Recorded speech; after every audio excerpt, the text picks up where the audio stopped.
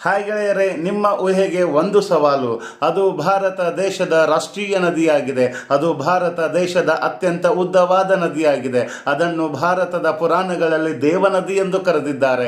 ಅದು ಭಾರತದ ಜೀವ ನದಿಯಾಗಿದೆ. ಅದು ಭಾರತ ದೇಶದ 10 ರಾಜ್ಯಗಳಲ್ಲಿ ಜಲಾನಯನ ಪ್ರದೇಶ ಹೊಂದಿದೆ. ಅದು ಆರಂಭದಲ್ಲಿ 2 ಜಲಮೂಲಗಳಿಂದ ಉಗಮವಾಗಿದೆ.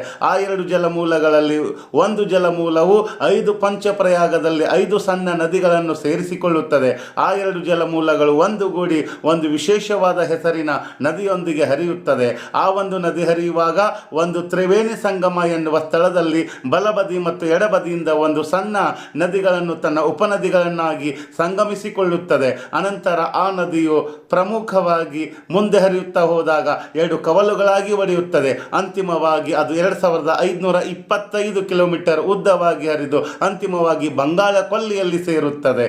ಅಂತಿಮವಾಗಿ ಈ ಒಂದು ನದಿಗೆ ಎಡದಂಡೆ ಬಲದಂಡೆಯ ಒಟ್ಟು 27 ಉಪನದಿಗಳನ್ನು ಹೊಂದಿವೆ. ಹಾಗಿದ್ರೆ ಇದು ಯಾವ ನದಿ ಅಂತ ನಿಮಗೆ ಈಗಾಗಲೇ ಗೊತ್ತಾಗಿರ್ಬೋದಲ್ಲ. ಹಾಗಿದ್ರೆ ಆ ನದಿ ಹೆಸರನ್ನು ಕಮೆಂಟ್ ಮಾಡಿ. ಮುಂದಿನ ವಿಡಿಯೋದಲ್ಲಿ ಸಿಗ್ತೀನಿ. ಅಲ್ಲಿವರೆಗೂ ಎಲ್ಲರಿಗೂ ನಮಸ್ತೆ.